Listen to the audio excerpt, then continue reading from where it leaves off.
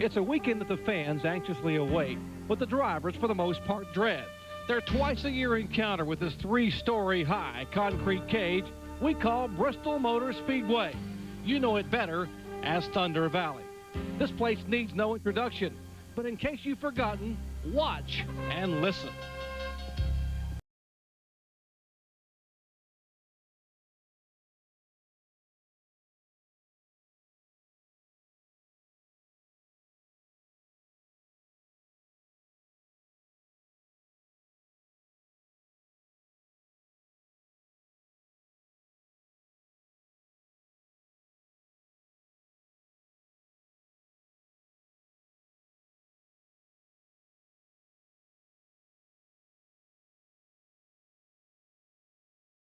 To dance around the traffic and somehow avoid the Bristol Stomp. That's what some 90,000 plus race fans have come to see tonight. What a crowd and what a show they should see as NASCAR's best from the Busch Series will go at it for 250 laps. And also, how about the points battle? Earnhardt Jr. and Kenseth locked in a tight contest, just 89 points separating those two. And with just 8 events remaining, it should go down to the wire with these two young gladiators battling for the 1999 chance at being a titleist. The summer sun is setting on 3 sizzling months that have left one champion smiling and his top challenger concerned. Dale Earnhardt Jr. started the summer with a 64-point lead over Matt Kenseth. 7 races later, the top 2 are at one tough track, 89 points apart. Kenseth knows how Bristol can burn you, costing even the most determined driver precious points. Earnhardt has also felt its painful sting in the past, but tonight he hopes to make a beeline to victory lane. B, as in Bristol. Sure, it's an uphill climb, so the question is, can Dale's summer of fun continue in his daddy's Chevy? Off the track, Dale Earnhardt Jr. and Matt Kenseth are best of friends. On the racetrack, you could say they're twins, statistically, that is. Virtually identical numbers when you look at many of the critical categories. In fact, 6 of them are all but tied. Sure, Earnhardt has 5 wins and Kenseth has 3, but there are 2 other critical numbers you must look at. Earnhardt has 11 top 3 finishes to 7 for Kenseth, and the big number is bonus points, where Earnhardt has gathered 35 more through the races to this point in the season. Tonight, Dale Earnhardt Jr. continues chasing another Busch Series championship, while Matt Kenseth continues to chase Earnhardt, hungry for a win, hungrier for points. Ray Dunlap. Bill, we're at that time of the season where some of the drivers get to go back to racetracks that they love, and this guy right here loves this track, Bristol. I'm talking about Jason Keller. He won this race in the spring, dominated it, winning from the pole after leading 182 laps. But this is the oldest car in their stable. Jason knows it's good. Tonight, he qualifies 6th. As we move to the front of the field, take a look at the 43 car. Shane Hall on the outside pole celebrating his 30th birthday this week. But the pole winner tonight is Keller's teammate, Jeff Green. Green has had a great year. But folks, listen to this statistic. 22 consecutive different pole winners in the Busch Series here at Bristol. That's an unbelievable number. But keep in mind, we've also had 8 different winners in the last 8 races. Tonight, it very well could be Jeff Green's turn.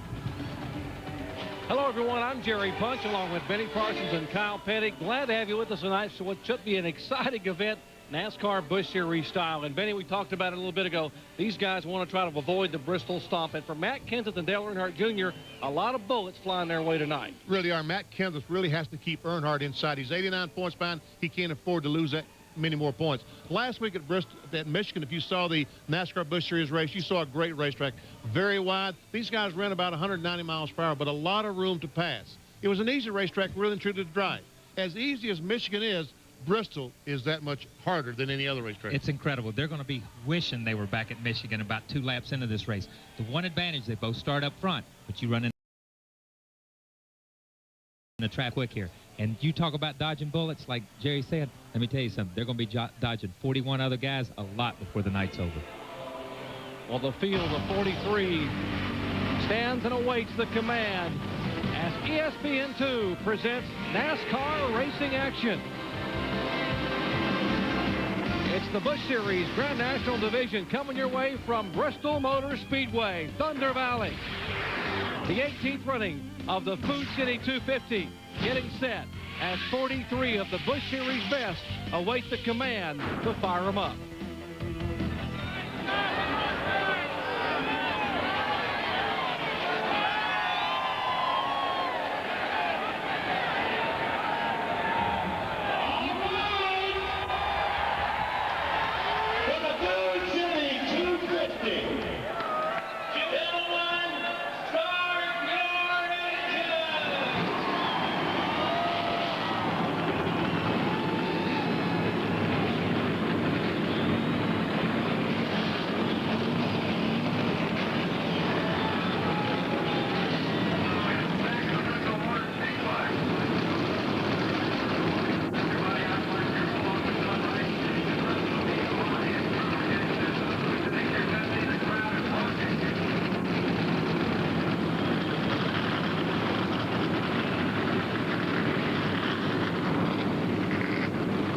With that command, the field of 43 roars to life. There were 55 Busch Series cars. Incredible. In the last couple of weeks, we've seen over 110 Busch Series Grand National cars try to come and make the field, and there's some horsepower there. They brought many shopping cars from Food City down there, and I understand they have take a look at Kyle. They've added a little horsepower to that race. Yeah, I was talking to them the other night at the NASCAR Cafe, and they were talking about adding 40 or 50 horsepower, and I'm thinking to myself, why? Why would you need 40 or 50? Well, here's why you need 40 or 50. They're going uphill with the shopping cart. You got John Boy and Billy riding in the front of it. Anytime you carry John Boy, that's a lot of groceries right there. Let me tell you that. Take a look at this racetrack tonight. We told you it's Bristol Motor Speedway, .533. It's a half-mile oval. Front stretch and back stretch are equal at 650 feet. The banking, folks, 36 degrees. The straightaways, 16 degrees. Now, Daytona's banked 31 degrees. Talladega's banked 33. And this is 36 degrees. And I've heard the best explanation yet. Tony Stewart, Winston Cup Rookie of the Year, said it's like putting 43 cars in a blender and hitting the puree button. It's the same thing. Daytona may be 33, but it's not as violent. It's not as wicked a transition as this 36 is. Our Suzuki starting grid shows that Jeff Green is on the pole with his Kleenex Chevrolet, flanked by, what a great run for the second time this year on the front row, Shane Hall. Matt Kenseth, there's the young man making the charge, 89 points back. And the DeWalt Chevrolet alongside Sterling Marlin, the Tennessee Volunteer Chevy. And there's a reigning champion and current point leader inside row 3, Benny Parsons. He's got to be very careful tonight. And beside him, the guy who dominated here in the spring. Jason Keller had a very good race car, and you're right, Earnhardt Jr. needs to be very good. Here's a guy that's going to run well tonight, Jimmy Spencer. And Santerre also a good qualifying run with Spencer in that 12 car. Steve Grissom drove the car here a couple of years ago, and he also ran very well in the car. As you look at the rest of our starting lineup, you'll notice some new names and faces. Joe Buford, the two-time late model stock champion from Nashville Fairgrounds Speedway. Back in the field, a smattering of Winston Cup regulars like Harry Labonte and Kenny Wallace. Derek Cope makes his first start in the car number 89 for Meredith Ruar. Guys, the big concern tonight, I guess, is survival. That's the one word you hear everybody in Busch Series and Winston Cup talking about, Kyle, is being able just to complete this thing, irrespective of where you finish. Yeah, I think we saw some stuff in the pre-race here where Kenseth, where somebody spins in front of him. Kenseth slams on brakes, gets in a wreck. Not his fault, just one of those deals. He's 4 or 5 seconds behind. When you're running 16 and 17 second laps at a place like this, things happen so incredibly quick in front of you. You've just barely got time to slow down. Chances are the guy behind you doesn't, and everybody ends up involved in it. And you see Adam Petty back there outside of row 18. A moment ago, you saw Jamie Skinner, who is Mike Skinner's 21-year-old son, making his start in Busch Series competition. Tough luck for Tim Feedle. He goes to a backup car, wrecked what was a very good race car. They were running some awfully quick laps in practice, and a past champions provisional. The 1994 champion starts 43rd. There's our in-car cameras. You see some of these, Dave Blaney, the Amoco Circuit City car for Jeff Fuller. Also, Elton Sawyer has the Losol on board. Mike McLaughlin has the Gould pumps. Andy Santerre will be driving the Jamaica Vacations. Sterling Marlin, the University of Tennessee, and Matt Kenseth starting outside the 4th row. Getting set for the start. They come off of turn 4, and Matt Abernathy will wave the green flag.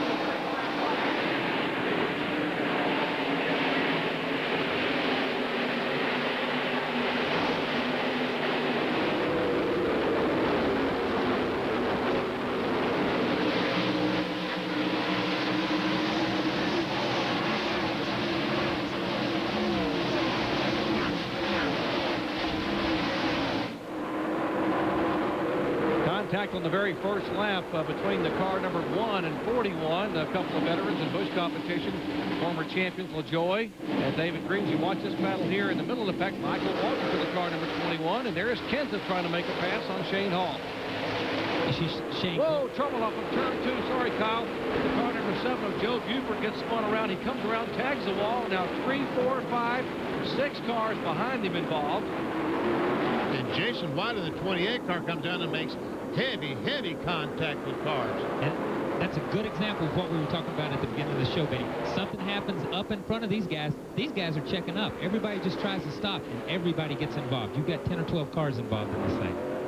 Look at the black marks on that back straightaway, and look at the rear. I guess that's who the 28 car ran in the back of, was the Mark Green automobile, that the Dr. Pepper car tonight. Looks like Jason White is okay. We can take a look and see what started this, what triggered this on lap number 3. Joe Buford goes around. We see that Double Zero gets hit from behind by the 89 car of Jerry Cope. And there Phil Parsons comes spinning down to the inside. And these guys are back half the straightaway behind them as we talk. You see all these guys coming out of the smoke. They're on the brakes. See the 35 car, Elliott Sadler spin. There's the 50 car, goes down, makes contact with Phil. Now here comes the 28 car. Adam Petty spins in this deal. Ooh, and that was the 28 car that ran in the back of 50. I'll show you Mike McLaughlin's roof cam. Well, I guess some contact is what started all this. McLaughlin gets in the left rear of Joe Buford's car. Oh, he almost made it through, but again he gets collected and around he goes. Talk about Mike McLaughlin. And there's the Mike McLaughlin, the veteran, former Modified Series champion, former most popular driver in the NASCAR Busch Series, and that sort of signifies the kind of year he's had. 5 of 250 laps are complete. We're working caution for the first time today, coming out on lap number 3. Back in a moment.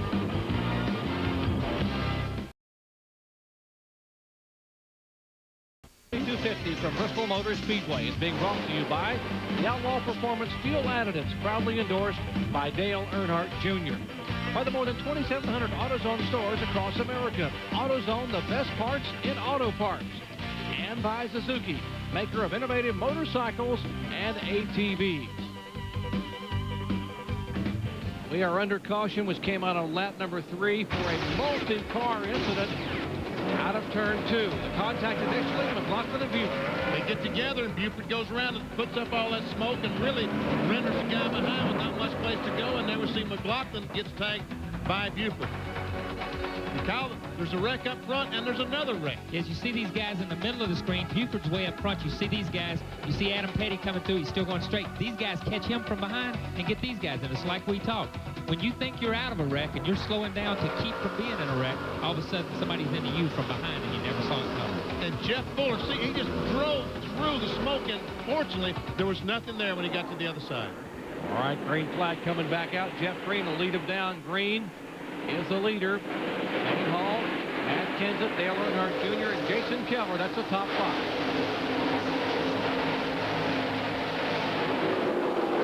In the bench on the 12 car, Michael Waltrip side by side.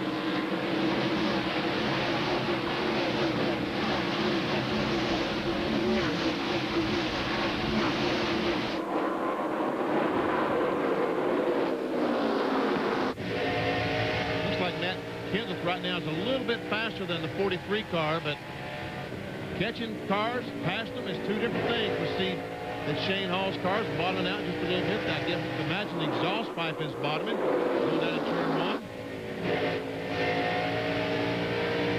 Well, a number of cars, we've got at least 8 or 9 cars that were involved in some degree or another in that first caution flag. Ray Dunlap will give us an update on some of the damage.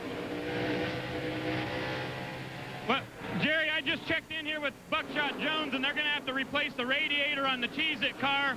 The radiator got damaged, so they're going to be behind the wall for a little bit. And Mike McLaughlin has a toe-in problem on his Gould Pump Chevy. He says it's a little bit out of line. They're going to try to get to the next yellow to continue to work on it. We had a list of 9 different cars involved in that first incident. Looking from high above, courtesy of the fine folks of Outlaw and our Outlaw Copter Cam, giving you this panoramic view from high above Thunder Valley. And we've got a crash coming off turn 4. And it's Fedewa, McLaughlin, and looks like the 16 car may be involved. That The 19 of Jamie Skinner's involved in it some way. He was out in front of it a little bit, but these guys are... There's a pace car coming right through the middle of it in that last shot. Poor Mike McLaughlin's right in the middle of the second accident of the evening. There's poor Mike McLaughlin, as you said, Kyle. And boy, this just signifies the kind of year he's had. You want to get some of these. Sometimes you want to get these years over with. Forget about it. You see this right front tire, and you see the concrete dust there. It means he's hit the wall with that right front someplace. And there's the Jamie Skinner car that Kyle was talking about. Fedewa's car had spun. That's the car right in front of them, the Stanley Tools car. There's Skinner's yellow freight car. 21-year-old second-generation driver, son of Mike. See if we can show you how it all cranked up just a moment ago as the caution came out on lap 15. There we see the cars coming off the corner, and we see McLaughlin gets just a little bit of a bump from... they started wrecking in front. He backed off and gets bumped from behind because Skinner is spinning up there. Is he the first car that started, Kyle? I think when we go back, if you can go back and run that shot one more time, as you see Skinner, he loses the car up off the corner. They check up back behind him, and they all run into each other. You see the 16 runs in the back of Mike McLaughlin. There's Adam in the middle of it again because they're checking up in front of him. So here's the end car from Mike right here. Here they are checking up. You see him wrecking, he gets hit. When you see him turning to the right, instantly somebody's got into him and turned him the wrong way. You never see Tim Fedewa in front of him. And you see the 19 chasing it all the way down the front stretch. But while he's chasing it down the front stretch, here these guys are. They've checked up, and they've all run into each other. There's David Green, being the veteran he is, just slamming on brakes and driving through it. A great job by him. Yeah, that was Bobby Hillen, and in the car number 8 and the 36 of Tim Fedewa.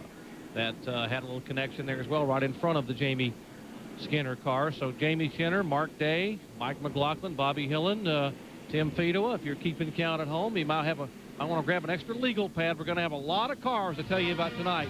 2 cautions, and we're not even 20 laps in here at Thunder Valley. Back in just a moment.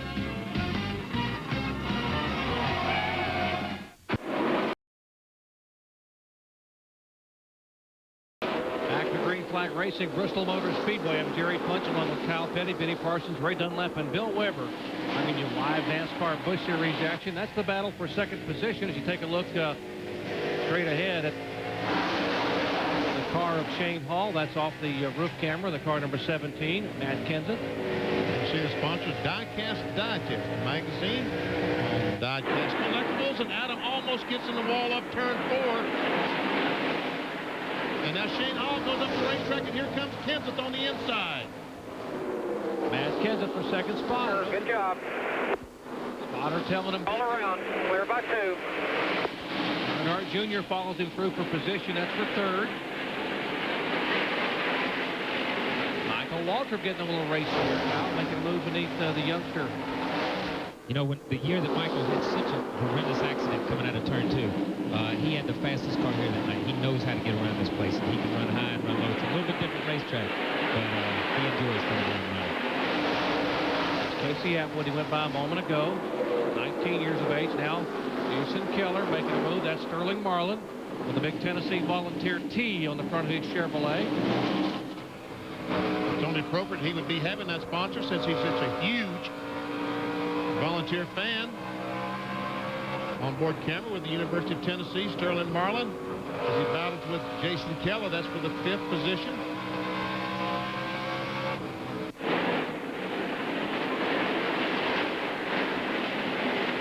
Watch the action on the racetrack. One driver didn't want to be able to talk to us early, but unfortunately, Ray, he's going to. Yeah, Jerry, and that's Mike McLaughlin. Mike, we got to quit meeting like this, man. This has been an awful lot of times we've been together this early in the race. Yeah, it's not good. A lot of talent in the series. Some of them you just don't know who you can race with and who you can't. Are you going to be able to get the car back in? Yeah, they will. They'll repair what needs to be repaired so we can go out there and at least stay out of the way, hopefully. Okay, Mike's going to get that car back in, guys. Tough break for him. They're 8th in the points and going to lose some more tonight. And the car number 16 of Mark Day just went all the way up across the racetrack. The 31W insulation car. Heavy impact with the right side of that car into the wall. It was a solo incident, and we do not have a caution flag. He went up across the racetrack, tagged the wall, came down across, and avoided traffic and has now made his way to pit road. And there's the leader, Jeff Green, who has about a 2 1/4 lead on Matt Kenseth and Dale Earnhardt, running in second and third. Comes Terry Labonte, number 44, Carson in, Jim Carr.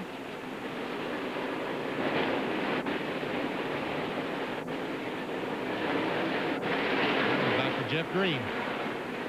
Doesn't take long to get around this racetrack. Doesn't take long at all. And I'm going to tell you what, when you're able to start like that at the front and be able to stretch it out and run for 8 or 10 laps on a clear racetrack, it's surprising how quick you run down the guy in front. There you go. Stay with me. Still there. Still there. Clear. Clear all around. We might mention these cars qualified this afternoon about 3:30, and after qualifying they were impounded and they could not touch them until the race started, except just to check some air pressure. They basically have to qualify on race setup. Yeah, and the Busch Series has gone to that on 2 or 3 of their night events or 2 or 3 of their one-day shows like this, and it's a great way to do it. They get all their practice in, you get what you got, and then pretty much the race shakes out that way. You don't see anything bizarre happening. They've done away with qualifying motors, a lot of things. The Busch Series has really done a good job of taking that, and it makes it a little bit cheaper for these guys, and that's good for the overall series. I'll tell you, John Darby's done a wonderful job as Busch Series director this year by trying to keep the playing field level and trying to keep the costs down. Now, we saw Jimmy Spencer a moment ago, who was a winner of this race here 2 years ago, lose a couple of spots. Does he have a problem, Ray? Yeah, I think he does, Jerry. He just came on the radio and said, I think we're down on power on the engine. He said, it feels like we may have broken a valve spring. So Spencer, who started 7th, has fallen back in the field. He won this race here in '97, had his car on the pole last year when he was injured with Steve Grissom driving. It's a pretty good history for that race car here at Bristol Motor Speedway. You see Mac Dillon, the 59 car, going by Randy LaJoy. The 59 car pitted a minute ago. He may have changed tires or may have had a flat tire or something. I think he's 2 or 3 laps down. He is 3 laps down right now, so he's making up. He's jumped in the middle of a fight that was going on, I think. Bob Evans Restaurant roof cam for Randy LaJoy. We might mention, as you see it, LaJoy, 10th in points, currently in 18th spot here. And here's the points battle we're watching now with 8 races remaining after tonight. That's the DeWalt bumper cam looking back at the guy that he's figuratively chasing, basically in the point standings, but he's being chased by him on the racetrack. Earnhart Jr. has a very good race car. He's being very patient tonight because, trust me, before this night's over, we're going to see that 3 car get around his Bristol Motor Speedway. Okay.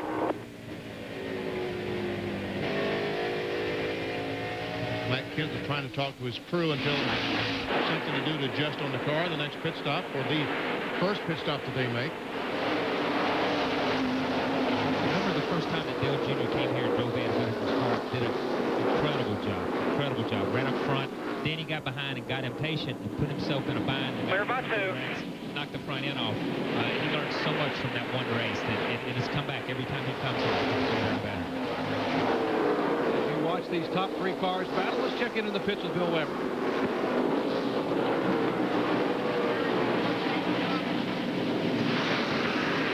Jerry, we can update the top 3 cars. First of all, Jeff Green has told his crew chief, Harold Holly, he has 2 problems. One, it's a tight race car off the turns. The second, incredible lap traffic. He's already complained about it on a couple of occasions. He's also skating the front end. As for the 17 car, Matt Kenseth, he's loose off. That adjustment we just heard him talk about, they want to take 1 pound out of the right rear. Dale Earnhardt is a little bit tight off the turns. All right, we'll wait for those adjustments if they get a caution flag and be able to come down, and they won't be making very many pit stops here at 250 laps on a half-mile racetrack. It has been hot and heavy early on as you take a look at the top 5. Green, Kenseth, Earnhardt Jr., Shane Hall, and Sterling Marlin after 46 of 250 laps. Bristol, Tennessee in the early laps of the Food City 250. This battle here heating up in a hurry. That's Jeff Purvis in the car number 4. The 98 of Elton Sawyer. Back behind him is the 25 of Kenny Wallace. They're beating and banging a little bit out there. And that's a battle for the 13th, 14th position. Now he's going up the hill a little bit. Let's go try to get along. Can't quite make it. You see the 4 car as he drifts up, he opens the door about halfway. and the 98 works it, so he stuffs it on down in there. But he's going to have to open up a little bit more. You saw him get nudged a little bit right there. You see right here, that's just enough for a car length. Ooh, he's there, but he's down across the flat. You see that was a good move there. Good move by the 98 car. Maddie down on the apron, and Purvis will pull him. Will try to pull him. Now Sawyer tries to get off the corner. That's a dangerous spot. On the interstate, they call that your blind spot. Here, they just call it the inside in Bristol, Tennessee. Now, Sawyer makes the move. And it's almost like there's an urgency here, Kyle. Good job. Way to be patient. That's good. With these 15-second laps, if you get held up by anybody, you're going to be a lap down pretty quickly. Yeah, I think as here we see Kenny Wallace going by Jeff Purvis, and it opens the door up for the 93 car for Blaney, but he slams the door on him right there. But that's the deal. You hear him talk about patience. There's not a lot of patience going on out there in the 15 or 16-second lap because that leader's on clear racetrack, and he's not fighting traffic as hard as you are. And every time you duck inside somebody, you lose some time. Riding along with Dave Blaney, who has 4 poles, all of which were track records this year. That's a backup car. He had a problem early in practice. And speaking of problems, the 36 car and the 45. I looked up for a little bit sideways. They both corrected. Smoking, no wreck, no wreck. The 96 car. Keep going, keep going. Gus Walson is smoking in front of the whole pack here as they come through the corner. He's got everybody boxed up. You see the smoke right there. And still no caution flag as Waston's car is still. Gus, get off the race. There you go. Trying to get the speed slowed down so he could get off the racetrack because we certainly didn't need any oil on the track. If we can see what happened. Here it is in progress. There you see Fidowa's car, 36. There's Jimmy Spencer. Caution's out. Fluid on the racetrack. And Gus Wasson going around the outside. You guys get ready here. Gus, Go half pound all the way around. All right, stand for half pound all the way around. Scrub that pound down in the right rear. Let's go pound on the right rear, half pound on other 3 tires, and just go half pound all the way around, okay? Okay, 10-4. You're gonna put a little bite in it. Just loose off. It ain't bad in the center. Gets in pretty good. 1 round of bite would be more than enough. Okay, 10-4. 1 round you guys are gonna put in it. You want to put it in the left or the right? Whatever's fastest for you guys. Make it a small round, okay? Like a 3/4. A small round. Okay, 10-4. Daryl, That's generally called a half round there, Matt. Small. Well, it's a small round in Wisconsin. They might as well not put nothing in and just tell the driver that you're doing that because that's what a small round is. It's just to give the driver a little bit of confidence to say, oh, yeah. 3/4 of a turn down on the left rear. Come on, guys, here he comes. But fortunately, he'll be able to pit during this caution, and they'll be able to... You heard the adjustments a moment ago as they come down 35 miles an hour, half a pound of air pressure, and a small Right here round. we are, Matt. Follow down in here. Follow down in. Ray Dunlap. Michael Waltrip is in, guys. They're going to go down 1 pound of air pressure on the right rear. The 27 car is also in. They're going to make a slight air pressure adjustment now to Bill Weber. Air pressure adjustment on all 4 tires for Jeff Green. Half a round of wedge out. Very tight pit road. Very tight pit stalls. Left side tires going on Jeff Green's car. Matt Kenseth is 2 behind him. Michael Waltrip's away, but Green's going to beat everybody off pit road. Followed by the 17, the 21, then the 57. Boys, we need to pick that up a little bit, guys. Lap Look at that 64. center. There's a crew cam on Dave Blaney's car. Tire changer comes off. They throw it on her, pick up the wrench. I love that shot. That's so fast. Nate Prager changing that left front tire. What a great job for the Bill Davis crew there. And Bill Martin, the crew chief, getting Dave Blaney out of the pits very quickly. Well, the 3rd caution flag of the day coming out due to a spin by Tim Fido up in turn 2. Everyone has been on and off pit road. We'll come back with more green flag action in just a moment.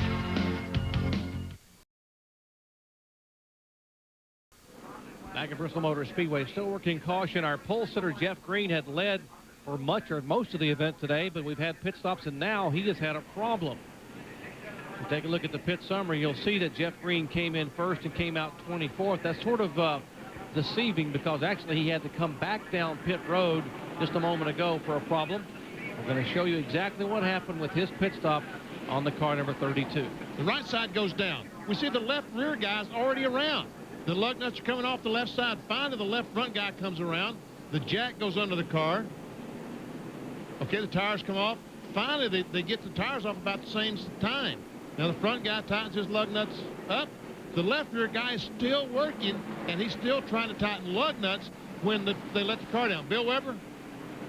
Not all human error, Benny. The air gun on the left rear did jam, and that's why they couldn't tighten the lug nuts, and that's why they had to bring Jeff Green back in. And so they brought him back in and tightened those lug nuts, and now our leader, the car number 32, being shown back in 24th position. Last car on the lead lap. Wow.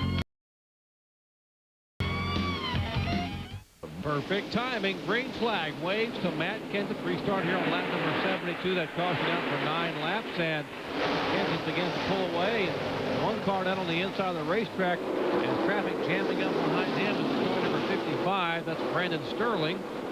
Now they're able to get by. And I think this is Brandon's first or second race, and he jumped up there on the inside of the fast line. And in Winston Cup racing or Busch racing, those guys are trying to make the laps if they take off, and he didn't really take off like some of the other guys did. So Sterling Marlin go by the 57 car, Jason Keller, take over that 3rd spot, and he did it with ease. This is looking back at Jason Keller on board the Sterling Marlin onboard camera.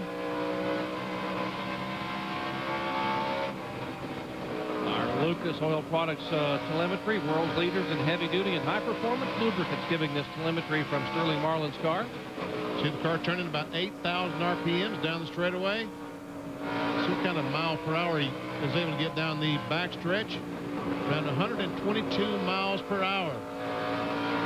So right now, Jason Keller must be running about 123 miles per hour because he is getting closer. See why he's getting closer, because right now Michael Waltrip seems to be holding up this 14 car. Here goes Sterling in the second. Can Jason do it? Oh, Michael shuts the door. You know, Michael made a big jump. He was running in the top 10, but he moved up to second after that pit stop, so he was doing a really good job to hang on there. But as we watch that, the 57 car, Jason Keller gets passed by Earnhardt, and he's on his way back up to the front to get back to the 17 car. Oh, indeed, he takes over the 4th position. There's Earnhardt 4th, Keller 5th. 59 cars, Kyle told you earlier, is a couple of laps down after making an unscheduled tire stop. That's 3 laps down, actually, for Mike Dillon back in 31st spot. There is Matt Kenseth's view. There's the 83. Wayne Grubb, the 43 of Shane Hall, as they battle on the racetrack. Whoa, and Shane just hangs on to it. Just barely hangs on to it. I think if Grubb wasn't there, he wouldn't have hung on to it. I think the 83 car saved it because he went in there sideways and got up into it. Elton Sawyer, the Lysol onboard camera, as he goes by Wayne Grubb. That's Grubb in the 83 link belt car. Here comes Kenny Wallace. That is for 9th position. The 27 car is an 8th spot. And there goes the 3 car for 3rd position. Around Michael Waltrip. Typical Bristol. Kenny Wallace, the car number 25, taking the position away. That was 11th position. He went by Wayne Grubb. Here's the battle for the lead. Sterling Marlin blows up right on the back bumper of Matt Kenseth as they go by the 00. Wow. Closed up that quick, I think, because the 17 car went on the outside of one car and on the inside of the other. I'm not sure Sterling saw the one on the outside. All right, along with the Sterling Marlin's Big Orange Tennessee Volunteer roof cab off his Chevrolet Monte Carlo. Taking a look at Matt Kenseth, who had never led at Bristol until tonight in 5 previous starts. In fact, the last laps he led were at IRP, where he led 38 laps up on that 5/8 mile track about 3 weeks ago.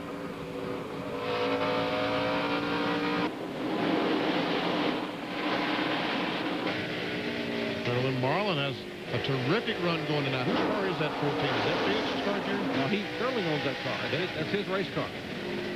Oh, look at the... Man, don't you know I guess that's once again because of the slower car up there. Well, when he catches a slower car going into the corner, Sterling really closes on him. I tell you, Sterling can get that thing up front. I think the stands may erupt. You may think UT scored a touchdown with that car up in front.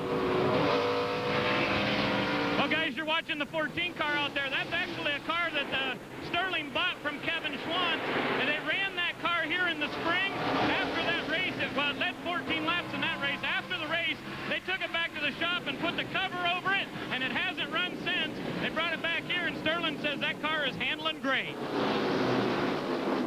Sure does look like it. Indeed, he qualified fourth in the Springs. You heard Ray say finished eighth. He ran at Nashville. He wrecked. He ran at Michigan, finished 12th, and now brings that car back to Bristol, Tennessee. Harry Labonte trying to hang on to ninth position. That's he in the Slim Jim Chevrolet there, right behind Shane Hall.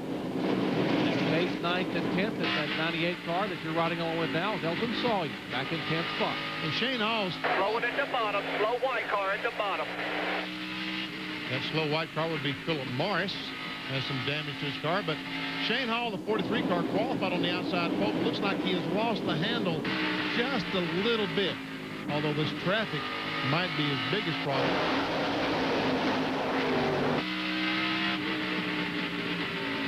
Elton Sawyer making a pretty good charge. Back in the spring here, he started back in 20th spot, came home in 3rd. Tonight he started 20th and now finds his way into the top 10, showing in 10th position.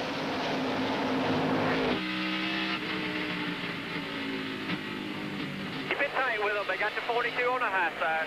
Keep it at the bottom. It is Jeff Fuller, the Circuit City car that they were talking about. They had him on the high side. And another slow white car just ahead. He's on the outside. Stay low.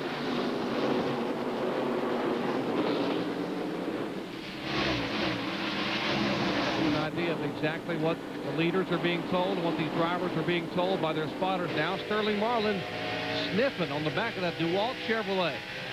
And I got to believe that of this 90,000+ people here tonight watching it, probably about half of them are Tennessee Volunteer fans if they live in this part of the country, because Knoxville, Tennessee is only about an hour and a half away, and they're getting geared up to defend their national championship in college football. And that big orange T on the hood makes you an instant favorite here in this neck of the woods.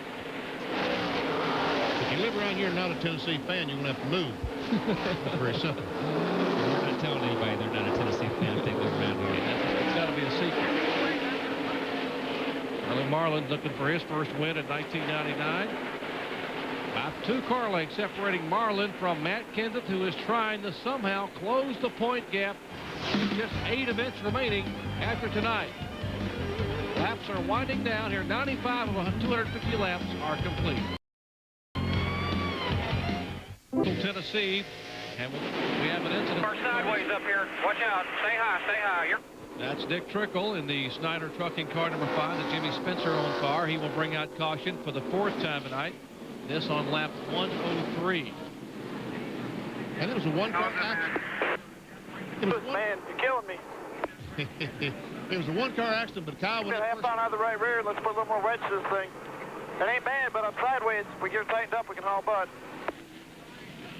How much wedge you want to go there, bud? Oh, that set was as loose or looser than that first set.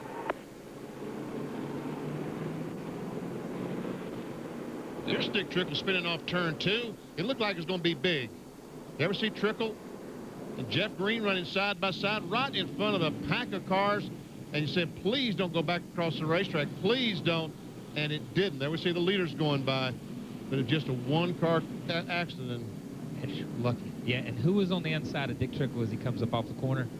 Jeff Green, who had been leading the race and had checked out on everybody. But once he's back in traffic, you see it at the top of the screen up there as he spins out of the way.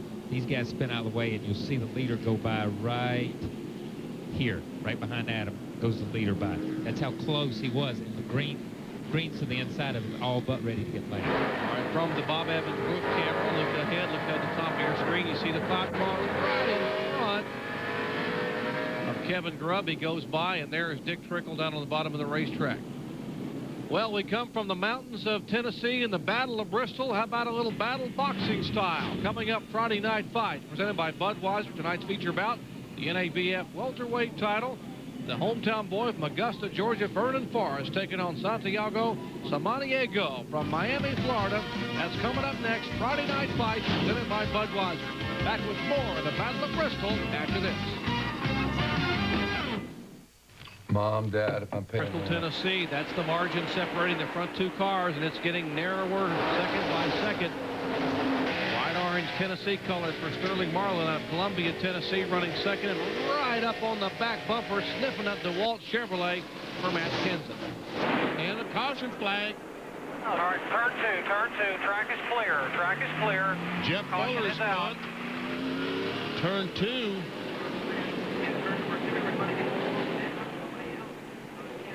He gets the car going and does not lose a lap. But that will indeed bring out caution for the 5th time tonight. It comes out on lap 111. We need to lower that track bar a little or something, but it holds it for a couple laps. It's pretty sideways. Wait, you still want to go that pound in the right rear? Well, I want to go half a pound more and leave the rest of the tires what we did this time. Take a look at what brought the I don't know if we caution dare go a out whole pound or not. here a moment ago on turn 2. See, Jeff Fuller just all by himself goes in the corner. And around he goes. Fortunately, only a one-car crash. Now from the Circuit City onboard camera, let's watch Fuller as he goes in the corner. Vinny was commenting on it. Kyle was in front of him. He just turned around on him. He had a little bit trouble earlier. He had run pretty good and got hung on the high side. Got knocked out of position, got a lap down, but he just lost that one. They'll take a quick break, and so will we as we come back with more Green Flag Racing from Bristol.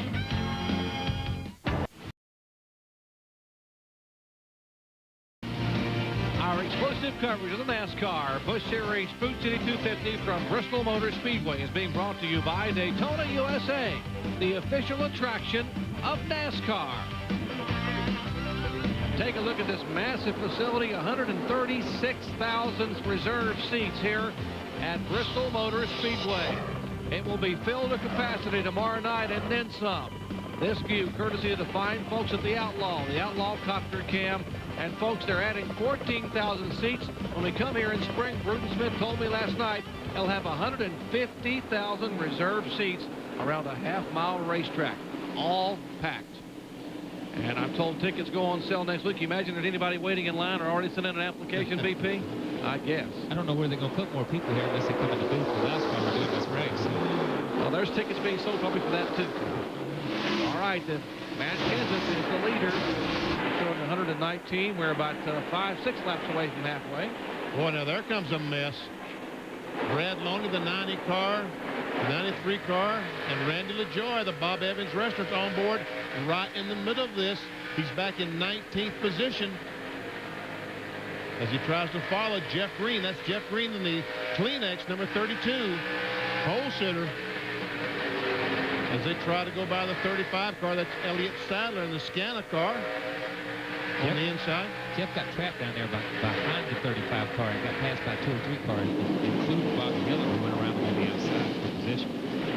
Now remember, Jeff Green is 3rd in the point stand. He's just 79 points back of Kenseth, so he's got his own battle he's waging as far as these last 9 events of the year. They dive to the inside of Jeff Fuller, and Fuller just lets these 2 guys go because they are in the lead lap, running right now 18th and 19th.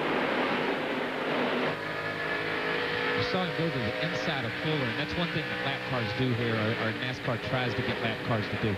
Most places that we run, NASCAR recommends for the lap cars to go to the inside and let the fast cars go to the outside. But this place is so incredibly fast that they recommend for the lap cars to go to the outside and let the fast cars go to the inside. While these guys were running like this, Jason Keller's running down. He pitted during that last caution. He was running towards the finish. Battling for second position. Earnhardt Jr. goes by. It looks like that the handle may have gone away a little bit on Sterling Marlin's car. It slipped all the way up across the racetrack. Yes, it looks like the Sterling Marlin's car right now is struggling as we just passed the halfway point. Now we see the 1 car is trying to go by Jeff Green on the outside. Jeff Green has a problem, Kyle. He must have some type of problem because he was holding up. It looked like Randy was trying to get by. The 57 car, as I said, I think he pitted. He may have on a little bit better tires if he changed tires that last time. But the 32 is definitely in trouble. Bill Weber? Kyle, here's why Jason Keller pitted. This is his left rear tire, and you can see that these holes are no longer perfectly round. They become oblong. The lug nuts were not tight on the left rear. He had to come in. They got 4 new tires, sent him back out. He goes to the back of the pack. The only good news is they do not have to stop for fuel the rest of the way. But when other guys come in and get tires, if they have to do it under caution, it'd be a big disadvantage for Keller. He'd love for this race to stay green the rest of the way. Explained, and thank you very much, Bill. That explains why Jason Keller made that pit stop with the loose lug nuts. He's being shown back in 18th position in the Fleming LPGA Team Chevrolet. There are only 21 cars on the lead lap, so he's toward the tail end of those cars on the lead lap.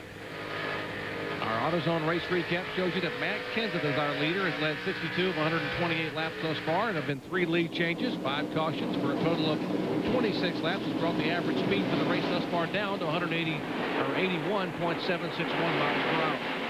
Our leaders have been Jeff Green for 65 laps, Kenseth, who's the current leader, and Todd Bodine in the car 66 led a lap. Out of race, Derek Cope, unfortunately having to park the 89 car, 16 of Mark Day, Mark Green, the Dr. Pepper machine, and Jason White in the Larry Lockamy car, number 28. And we see that Michael Waltrip has been able to get by the 14 car of Sterling Marlin. So Marlin's troubles continue as he's dropped back to the 4th position. And Kyle, as the sun goes down, the 17 car, Matt Kenseth, was talking about being loose as the sun goes down, as it cools off. Don't you think it might be helping the 17 car and making the car a little bit tighter? The racetrack may be getting a little bit more rubber on it, and it may be getting a little bit tighter. We've heard Matt talk 2 or 3 times to Robbie Reiser. I need a little bit more air in the right rear, you know, a half around here or something, just a little bit to tighten it up off the corner.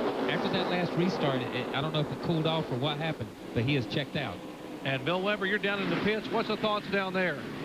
Well, just a few laps ago, Matt did radio in that his car is quite a bit tighter now. So that's a perfect analysis.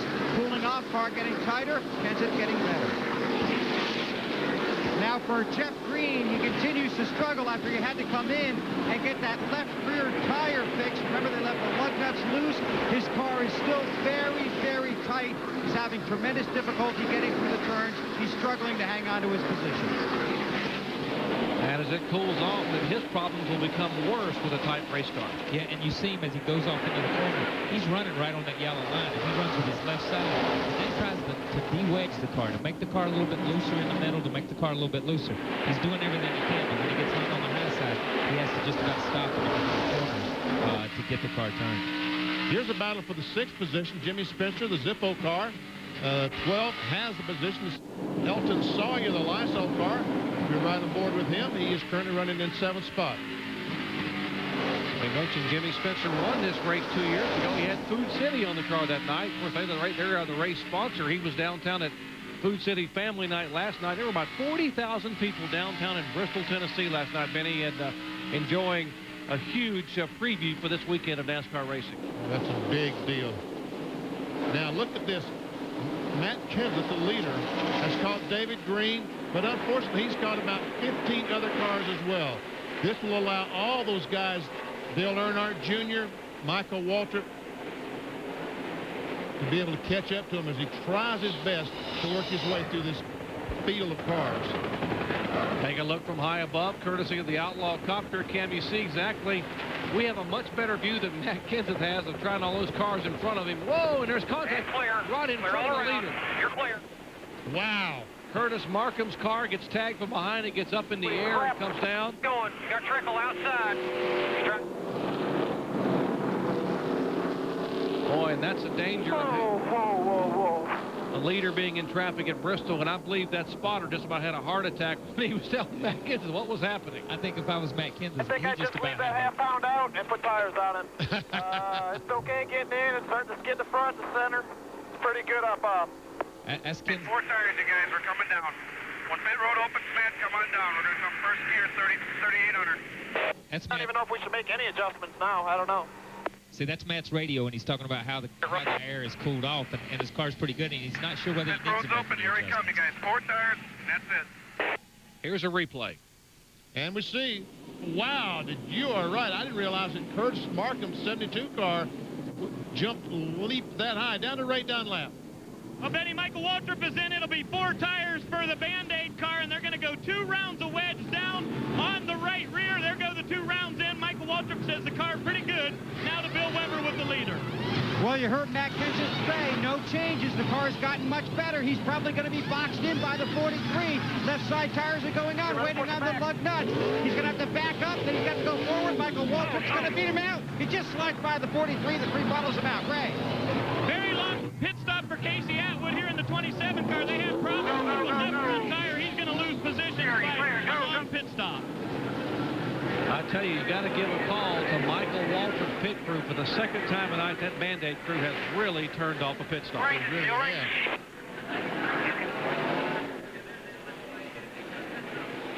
Once again, let's go back. We'll see the 37 car and the 7. That's Joe Buford and Kevin Grubb. And look at Curtis Markham leap over the 00 car of Buckshot, the Cheez-It car.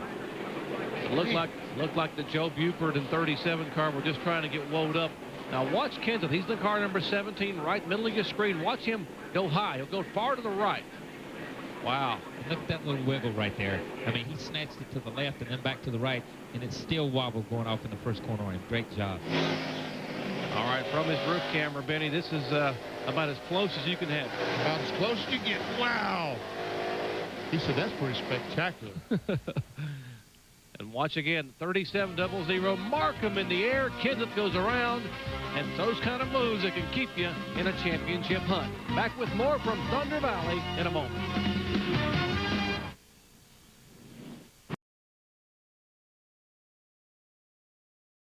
Series, Marty Reed and all the gang, and boy, they have had some exciting events here this year in the Craftsman trucks. Our coverage tomorrow from Bristol, 7 Eastern Time. NASCAR Today on ESPN, and our live flag-to-flag coverage of the NASCAR Winston Cup Goodies Headache Powder 500 at 7:30 Eastern Time. Then we'll wrap it up with RPM tonight at midnight Eastern.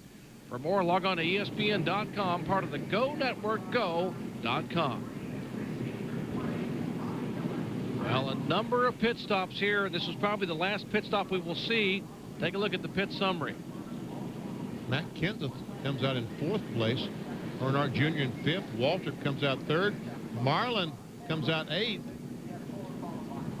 Take a look at Shane Hall. The 43 car came in 10th and came out 19th. And Bill Weber, that's cause for some concern down in the pits.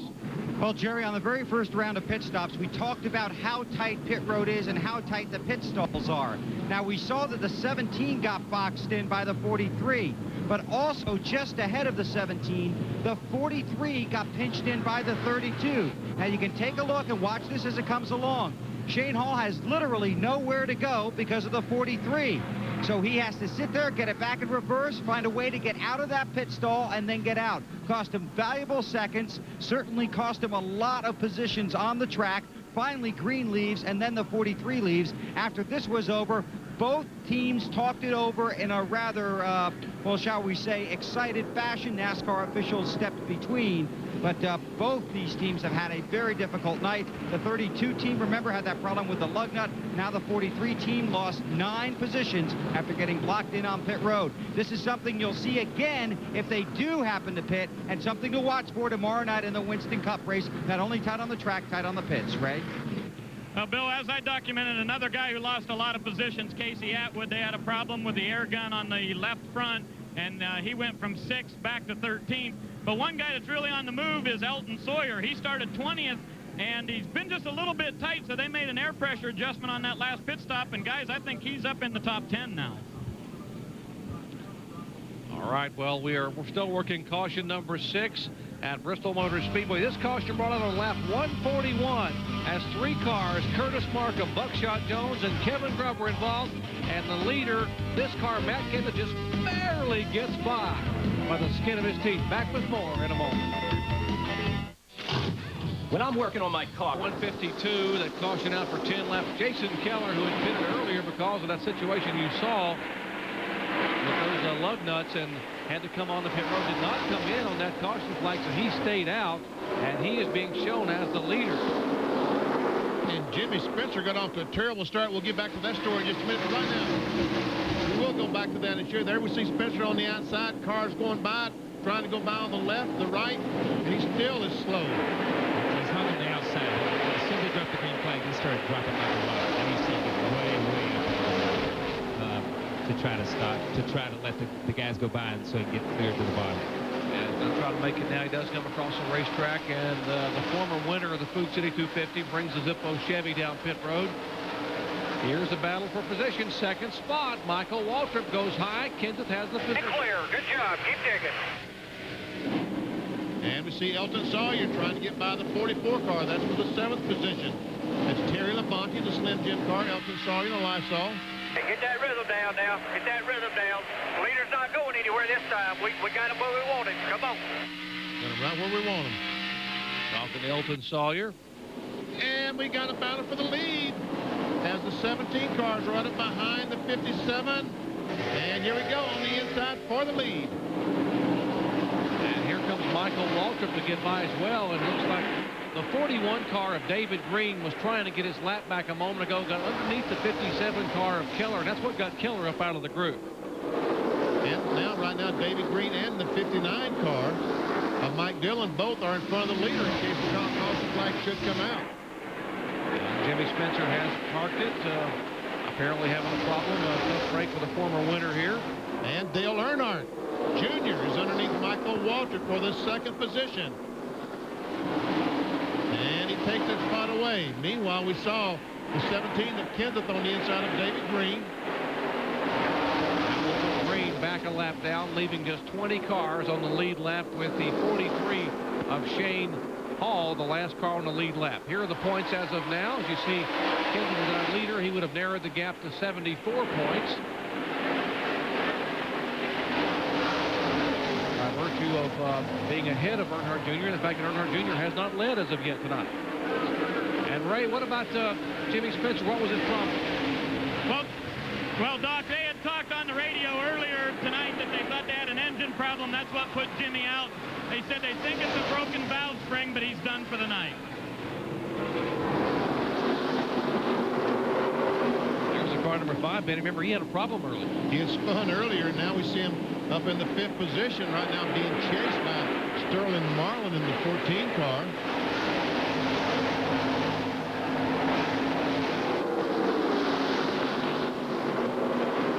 36 of Tim Feet with the standing car is a lap down, couple of laps down.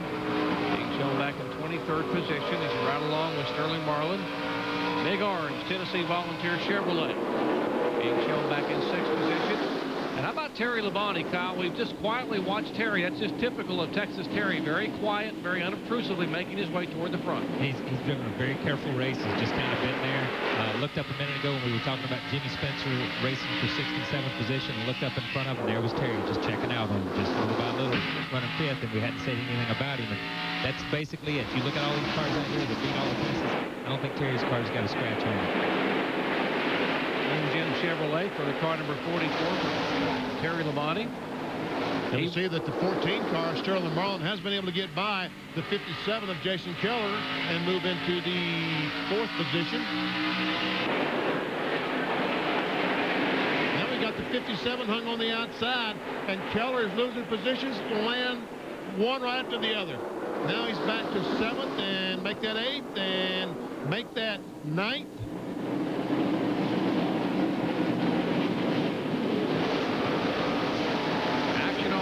Racetrack in Bristol, Tennessee. Now, we haven't mentioned Andy Santerre very much. Of course, the reigning Rookie of the Year and the winner this year out at Pikes Peak in Colorado. Right along with Andy in the car number 47. Right behind the 1 car of Randall LaJoy. This is the Air Jamaica Vacation onboard camera inside Andy Santerre's car. Monroe Muffler Chevrolet. Devidar's own car for Santerre. He's going to have a teammate next year. Mike McLaughlin will team up with him next year. They'll run a 2-car operation.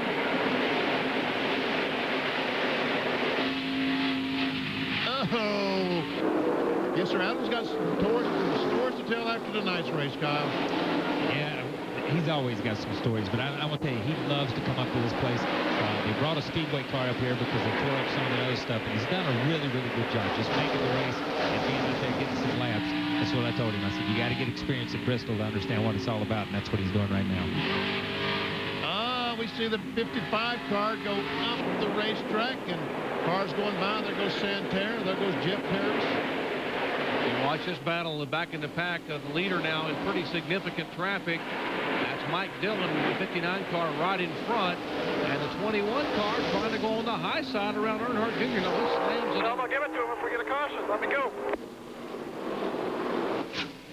Listen to that. He said, tell him we'll give it to him if we get a caution. Clear about 3. They're 2 wide behind you. The deal is he thinks Dillon's holding him up right now. Dillon's doing a really, really good job of staying back right at the tail end. As you see, Michael Waltrip go to the outside of Dale Earnhardt Jr. to take second place. Michael's working in that high groove up there. Look at that groove that Michael Waltrip is running. I'll tell you one thing, Kyle, if he can run up there, traffic is not going to be a problem. No, there's nobody running up there. He's in the Oh, there we go. And Kenseth able to use some right front fender and get by Mike Dillon, and Dillon in the Kingsford Charcoal car. But Michael Waltrip is coming in a hurry.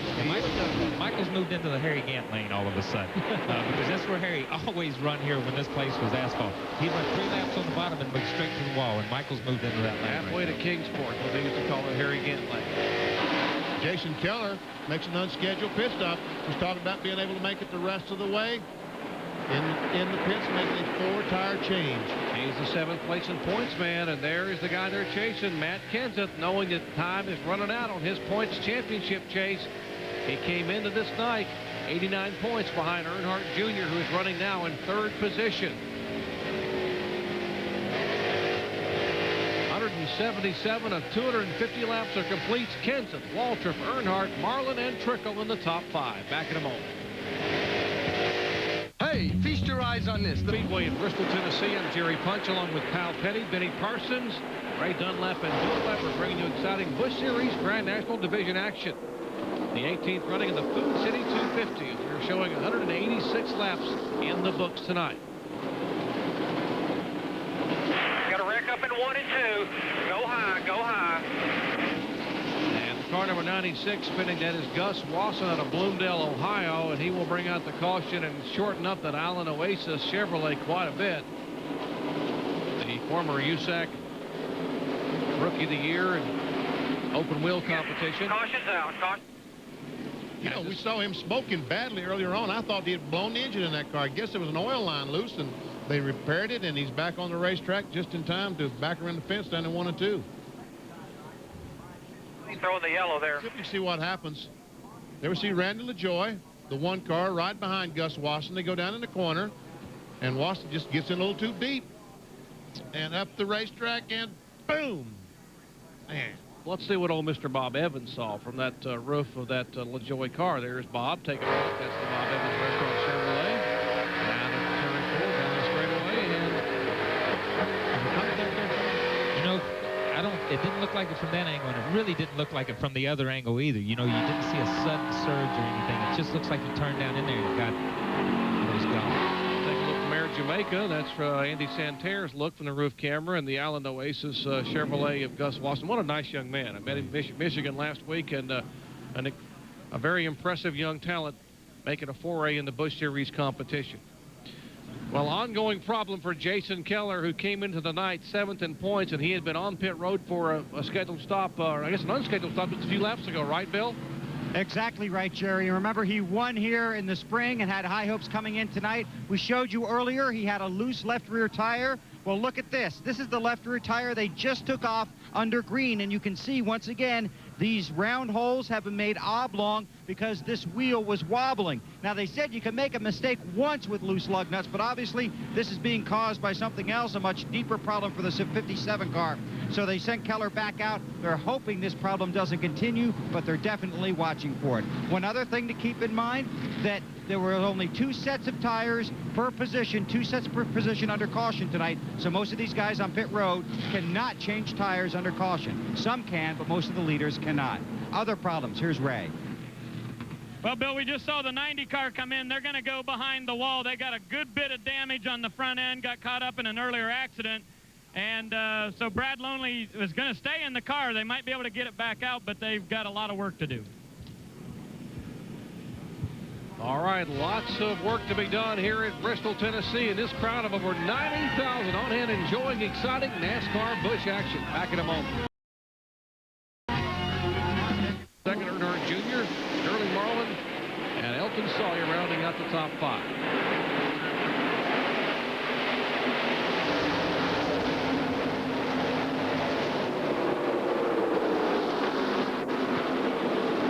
There's 3rd, 4th, and 5th.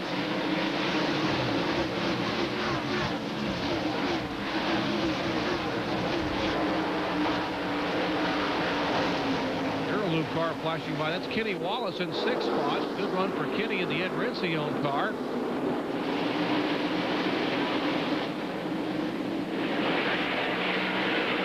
Michael Waltrip, the 21 car, the Band-Aid car, was making a terrific run on Matt Kenseth a few laps ago. Oh, we see another car. Got a car into the wall, turn 1. That is Wayne Grubb in the Link Belt Chevrolet, and that will bring out caution number 8 for the night on lap 197. In the last 2 Busch Series events here, there have been a total of 21 caution flags. 11 this spring and 10 last August. So we have no shortage of yellow fever at Thunder Valley. Back in a moment.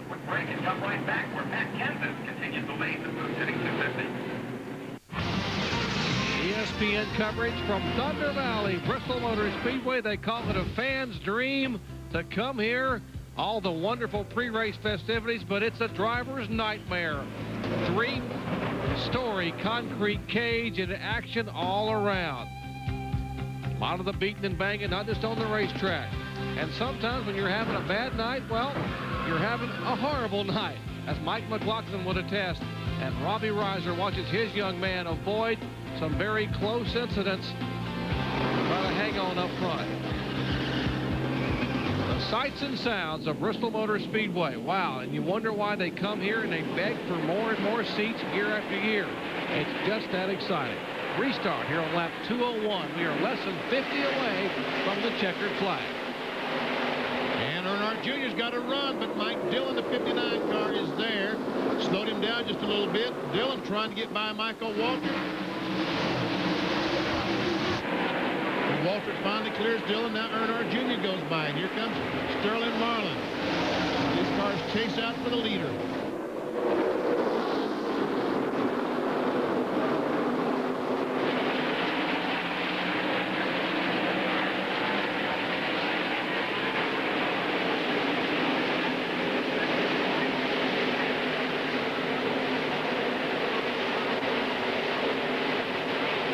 Jason Keller driving down the corner, trying to work his way back to the front as Randy LaJoie dives on the inside of him and takes away a spot. Now here comes Andy Santerre. Jason Keller did not expect that, did he? No, I don't think Jason ever saw it. He was concentrating on the car in front of him. Just opened up the door just a little bit, and Randy LaJoie just jammed it in there. Talking about some great runs. LaJoie has come from 37th to be shown in 13th spot, but one car that came all the way from 41st starting spot of the provisional, Bobby Hillin Jr. Left side of your screen, that car number 8 for Bobby Hillin, the Hillin Racing Chevrolet. They are still looking for sponsorship for the rest of this year and most of next, but he has had one whale of a run tonight, coming from 41st to be shown currently in 11th spot and trying to work his way toward the top 10. It's good to see Bobby run good. He's kind of struggled a little bit this year. Just read an article on him in a Christian magazine about his faith in God. And he's a strong Christian, and you know he's come out this year and he's had some bad luck, and the sponsor's gone away, and he's still coming back to the racetrack week in and week out. And it's good to see that crowd that struggles that hard and have a good run every day. Indeed, good things happen for good people. Got his priorities in the right order. There's a look at Bobby Hillin, 18th in points, currently 11th. And he's trying to get by the pole sitter for tonight, Jeff Green, in that car, and boy, he's still struggling with that car, trying to get back up to speed. How about Todd Bodine, Benny? Started back and way back there. He's now running in the 7th position. Only started 35th. Wow. Back in the spring, Todd Bodine started 38th and finished 5th, so he has a history of working his way. And he loves this racetrack. Getting some momentum, working lap after lap. He's come from the back to the front a little bit worse for wear if you look at the right side of his car. He's used the right side of his car. He's been in a couple of accidents. The first accident that happened in the middle of the backstretch where everybody piled in there, he got caught up in it. But Todd likes this racetrack. He enjoys this racetrack no matter what. He's driving a 30 car, the Winston Cup car this weekend. He's getting a few extra laps in, and he just likes to come up here and race. I saw his average finish the last 12 races less than 8th. He was finishing at the top 7. Now he's moving in on the 25 car. Kenny Wallace, that is 4th position at the 6th spot.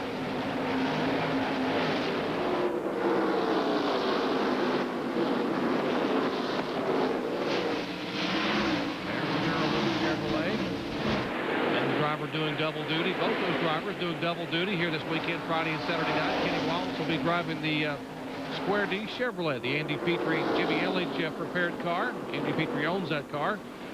Good qualifying effort today for Kenny Wallace in tomorrow night's Winston Cup event.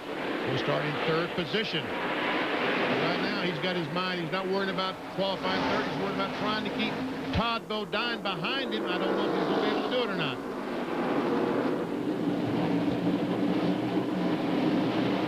Kenny's 1999 season stats, former two-time most popular driver in the Busch Series.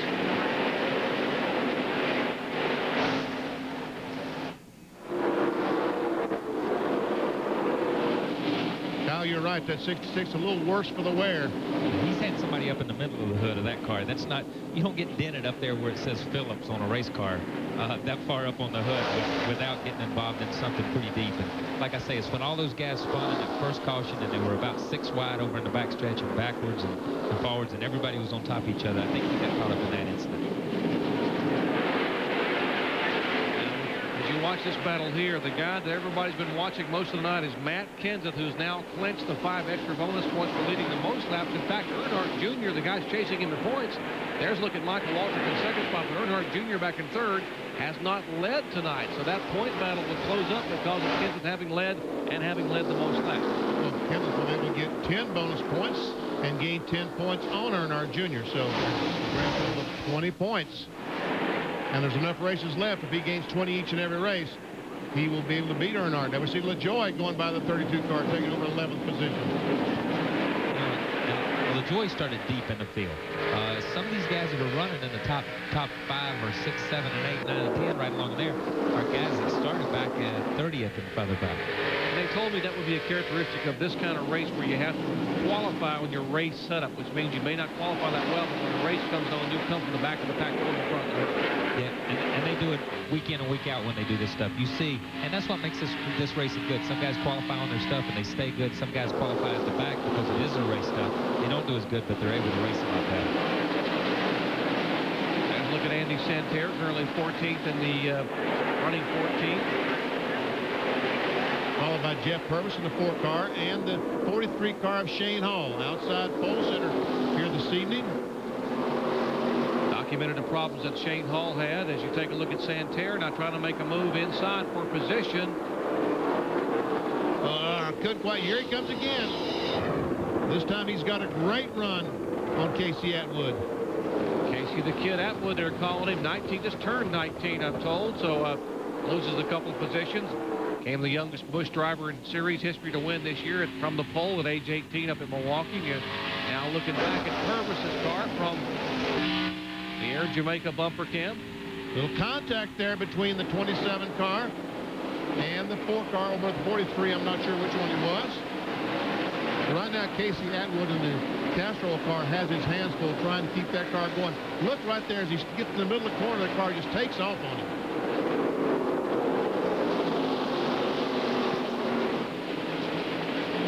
He goes in right on the bottom of the racetrack, just like Vinny said. He goes in and it just drifts up in the middle of the racetrack. And we're catching lap traffic here, so it goes to the high side. But as he does that, the cars are able to get a good line and get a good beat on him from the center of the corner out, and they're able to make a run on him down the straightaway. Meanwhile, as battle goes on, there we see the leader, Matt Kenseth, pull up on the back bumper of Dick Trickle. Trickle's now back in the 17th position in the Snyder car, and Matt Kenseth has his bead set on Trickle. You know, and Trickle was one of the cars that 40 or 50 laps ago was running second or third on the racetrack. So that shows you how quick when you get caught in traffic back here, and you get, it's just like the 43 car, Shane Hall had a bad pit stop, gets relegated to 19th. Now he's struggling. Ooh, contact right there. Trickle didn't know which way he was going to go. Inside or outside. That gave Michael Waltrip an opportunity to catch up. Guys, with 22 laps to go, you got to wonder now. You see Michael Waltrip right on the rear deck of Kenseth. If we were to get a caution flag, and we've seen a ton of them here tonight, do you stay out there? Do you come in for tires and make an adjustment? That track position's got to be the critical thing. You don't have any tires. They've used all their tires. So if the caution flag comes out, they have to stay on the racetrack. And right now, they are fighting some ill-handling cars that need some adjustments, need some tires, but they've used them all up. 2 per position. That was the rule tonight, Benny. That's 2 per position. That's all you could use. And I think for Michael to have a shot, Michael wants the race to go green. I think once the tires cool off, Kenseth gets a good 10 or 15 laps out of his tires on a cold racetrack where he's able to just pull away. You see Michael, he runs high, he runs low here. They come around at him to the inside. But Michael's better on the high side, or he's better using the whole racetrack. Kenseth has to have his groove to be able to make time. And a reminder, coming up at 11:30 Eastern Time tonight, Sports Center with Bill Pito and Trey Wingo. We'll update you on the NFL Falcons training camp. Arizona taking on the Nittany Lions of Penn State. College football kicks it off. Major League Baseball wild card race. That's all coming up at Sports Center tonight at 11:30 Eastern Time. For more, log on to ESPN.com, part of the Go Network, go.com. College football right around the corner, VP. It's just amazing. And right that last lap, Kenseth was a little bit faster than Michael Waltrip, about a half mile per hour faster. But if they get a slow car in front of them and it holds him up, just like right now, they got Casey Atwood, the 27 car in front. Let's check out the speeds this time. We'll see that Matt Kenseth will be faster than Michael Waltrip. Let's see. Looks like that lap that Kenseth was the fastest in the field. We'll check it next time. And he's still fastest.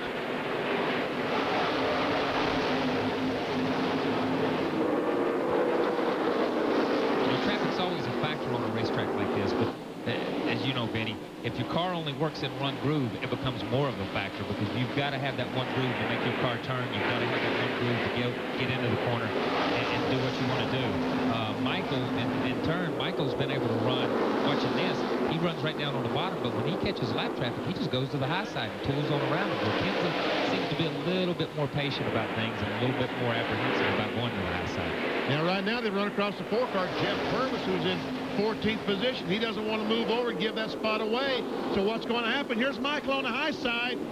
Ooh, could not quite get that run, but Kenseth knows he's there.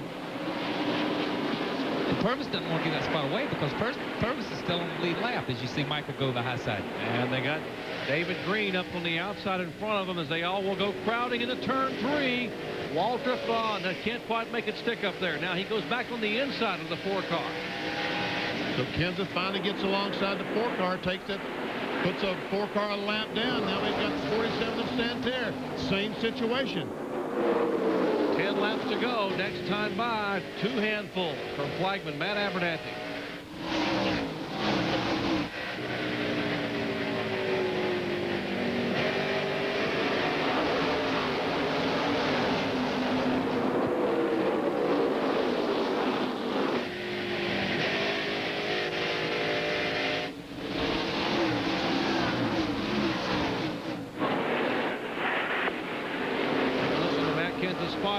Talking to his driver in these final few laps at Bristol, Tennessee. And clear. Here comes Michael Waltrip. Clear by 2. Yeah, I think the spotter will tell him, but one thing I think, there's Michael just draws back on him, but one thing you may see here, Kenseth's got a little bit of an open racetrack here, but Michael's going to get up on that steering wheel. He's won a Busch race here before. He proposed to his wife in Victory Lane here, so, you know, this Clear by 1. Stay after it. Pretty special to Michael, too. Now we see Kenseth's car starting to go up in the middle of the race, in the middle of the corner, starting to drift up just a little bit, something we haven't seen. That's allowing Michael to close in right on him in the middle. Matt Kenseth has never won at Bristol Motor Speedway. There have been 34 Busch events, 26 different winners. Stay clear. He went by the 55 car, Brandon Sperlin, and here he is, Michael, right on that back bumper. Clear by 1. 5 to go. Stay after it. That's Michael's wife, Buffy, who you just heard Kyle mention he proposed to from Victory Lane when he won here at Bristol a few years ago. And clear.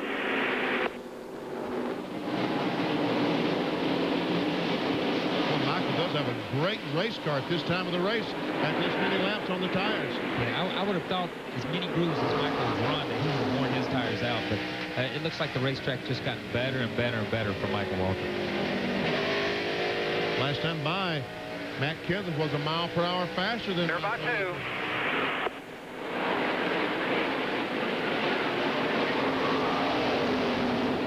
Michael Waltrip, that's the top two. Then Earnhardt Jr. is third. Harlan is fourth. Todd Bodine is fifth. Clear by 3, 2 to go. And clear. Would have to survive Bristol. Throw Clear by 3. Caution of the wind with 8 events remaining after tonight. This is a very impressive run for Matt Kenseth tonight. The DeWalt car. It looks like these guys Look at the white. Clear are by 4. dedicated to try to win this championship. White flag is out. Final lap. Room. Clear by 4. And if he holds on a half a lap, he'll pick up 20 points on Earnhardt. All right, man, good job. There's the checker right there. Right, boys, way to go. We won Bristol. Good job, boys. Real good job down there. I almost lost it for you. I tried my hardest to lose it for you there. I had a tire smoked off, but we got him. Polish victory lap. All right, the victory lap for Matt Kenseth, and Ray Dunlap is standing by with his crew chief, Robbie Reiser. Ray? It's a real happy bunch down here, Jerry. I'll tell you what, you guys have not been very good at this racetrack. A 34th, a 30th, a 20th, and you bring a brand new race car here tonight and dominate. Congratulations. Yeah, the DeWalt Chevrolet was great. This whole race team, what an awesome race team this is. You know, everybody over the years have helped us get here, me and Matt and this whole race team. It's been a lot of hard work, and sure appreciate all the help everyone's given us. All the wives at home that let us do this every weekend, I appreciate it. Thanks, Red. Thanks to everybody. You got a pretty good little wheel man there behind the wheel, too. Matt Kenseth is an awesome race car driver. I don't know what else to say. I mean, he does a great job week in and week out, and he gives us 150%. That's all I ask. All right, head to Victory Lane. That's Robbie Reiser, and he's going to go to Victory Lane with his driver, Matt Kenseth. All right, Matt Kenseth's fourth win in 1999. His wins coming at Darlington, California, Nazareth, and now his first ever win at Thunder Valley and Bristol Motor Speedway. 7 career wins. 6 have come on Super Speedway. Surprisingly, his first ever win in Busch Series competition on a short track, and it couldn't have come at a better time as he gains 20 points on Dale Earnhardt Jr. and will come away with a 69-point separation between he and Earnhardt Jr. Kenseth led 169 laps, and you can tell the heat.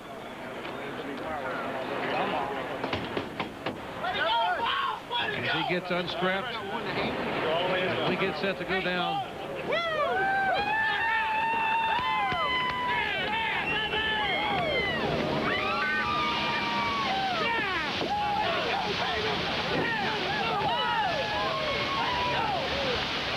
Spectacular there. How about that? The fireworks at Bristol and now fireworks in Victory Lane. Let's go down to our McDonald's winner circle and hear from the winner. Here's Bill Weber.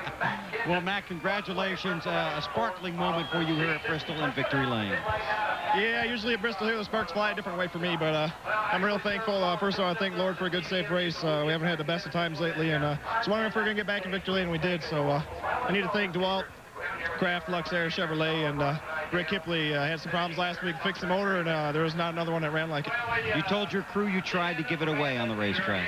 Well, we caught them lap cars, and I kind of messed up. I kept wanting the car tighter in that last set.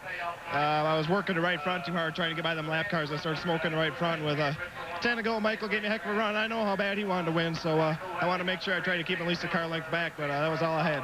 You tightened up the points again. Yeah, a little bit, not much, but main thing is we're back in Victory Lane. I'm so happy, it's unbelievable right now. Congratulations. Thanks, man. Matt Kenseth, his 4th win of the season. He edged Michael Waltrip in Raised with Mikey. You had a pretty good race car tonight here at Bristol, didn't you? Yeah, you know, and if I had missed the race in qualifying, it wouldn't have surprised me because the field was just so tight. I was a little uptight about that, but we got a good lap in qualifying. I knew it was going to race good. Hats off to Ronnie Silver and his whole Band-Aid crew, man. They just did a super job. We ran a rear sway bar here tonight. That's probably something you won't find under too many of these hot rods, but ours had one. We ran this car at Dover and it pushed, and we wanted to change that tonight. My daddy was here. Leroy's with me tonight, and I love you, Dad. I wanted to win for him. I'll tell you what, we saw you using the high groove an awful lot tonight. It looked like your car could work just about anywhere on this racetrack. Yeah, it did. I just made it a little bit too tight at the end, but I was a little bit too loose before that. I went for it and maybe over-adjusted this Chevrolet Monte Carlo a little bit, but we were the best we were at the end, so we can't complain too much. Wished I had been a little looser, though. I could have maybe done something with Matt. Okay, good run. 9 of the last 10 races for Michael Waltrip have been top 11 finishes. These guys are really on a roll. Now back upstairs.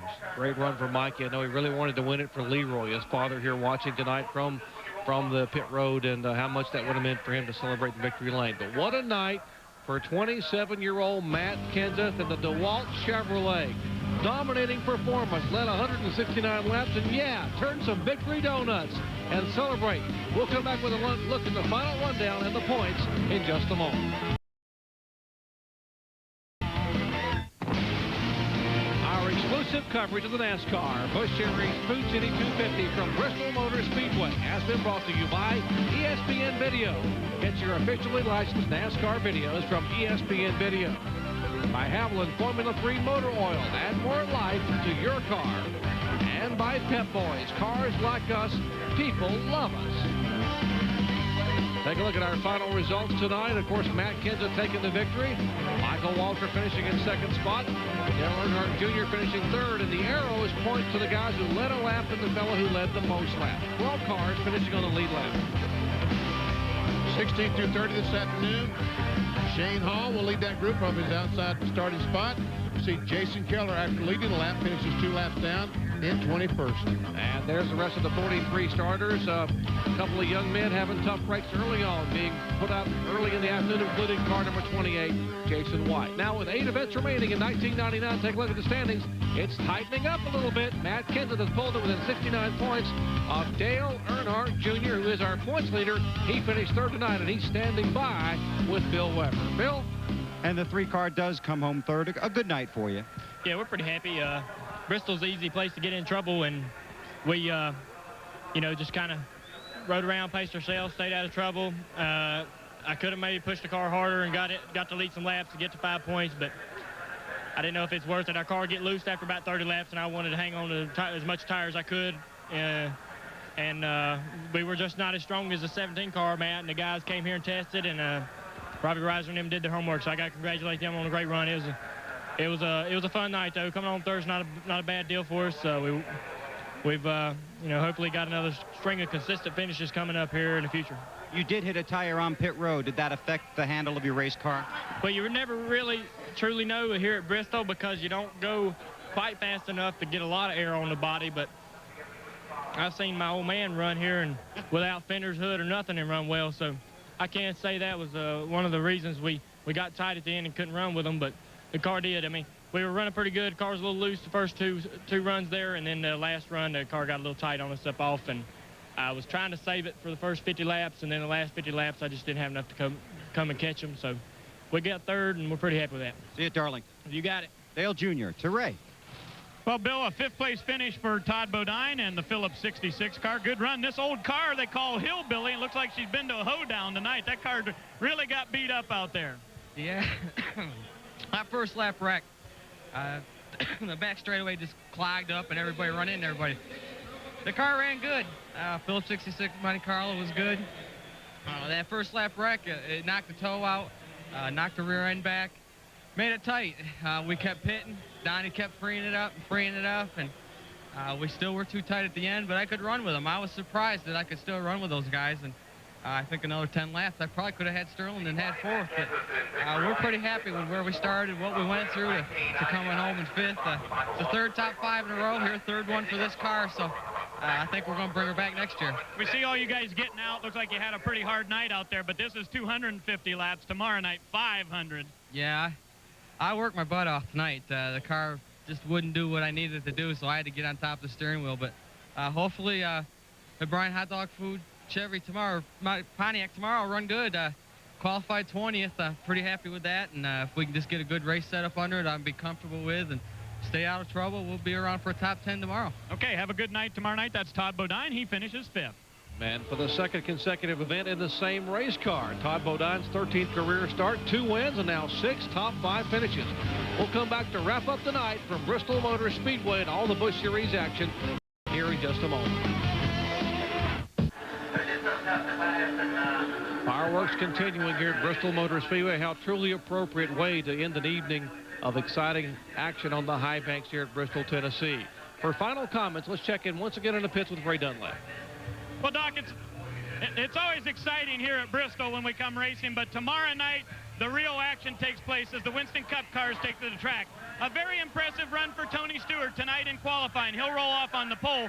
Last time we were here at Bristol, Tony learned an awful lot about racing, the Winston Cup type of racing. Tomorrow night on NASCAR Today, we'll talk to all your favorite drivers as we get ready to go racing tomorrow night for the Winston Cup cars here at Bristol. Now to Bill Weber. Well, it will be 500 of the toughest laps of the season here at Bristol Motor Speedway, and some of the biggest names in the sport will have one of the toughest jobs to do. They'll have to come from the back of the pack and from the backstretch, a list that includes Dale Earnhardt and points leader Dale Jarrett. A fresh face on the pole, as Ray mentioned, Tony Stewart, followed by the Wallace brothers. Big names up front, big names in the back. It's a big night at Tiny Bristol on Saturday, Jerry. And the festivities are ongoing, and Kyle Petty, more of the same tomorrow night, only longer. No, I think you'll see a caution-free race tomorrow night, Taser. No, I'm just kidding, man. Yeah, you're going to see exactly what you saw tonight. You're only going to see it for 500 laps instead of 250. And Benny, a lot of people very concerned, as you heard Bill Weber say, including our points leader, Dale Jarrett. He will be pitting on the backstretch. Only 21 cars pitting on the front. And I think he was about 25th today when qualifying is over. And you saw these guys talking to pit reporters. Tomorrow night will not be that easy to get these guys to talk because they will be exhausted. We got lots of racing action to come your way. How about from Topeka, Kansas? We go out there for the NASCAR Craftsman Truck Series, O'Reilly Auto Parts, 275, 2:30 Eastern Time tomorrow. And, of course, our action begins at 7 Eastern Time. NASCAR Today with Bill Weber on ESPN. Bob Jenkins will come in along with Ned Jarrett and John Kernan, 7:30 Eastern Time. NASCAR Winston Cup flag-to-flag coverage of the Goodies Headache Powder 500. A lot of things happen here in motorsports in the Blue Ridge Mountains of Tennessee, and tonight, what a night for NASCAR Busch Series action. It was hot and heavy. A lot of guys spinning, a lot of guys dodging, and some people got the Bristol stomp. But it was one man, Matt Kenseth, that wanted his night to finish up in victory lane. He dodged all the mangled machines and sure enough came home with his 4th win of 1999 and his 7th career one. For Kyle Petty, Benny Parsons, Greg Dunlap, and Bill Weber, I'm Jerry Price saying congratulations, Matt, and so long from Bristol.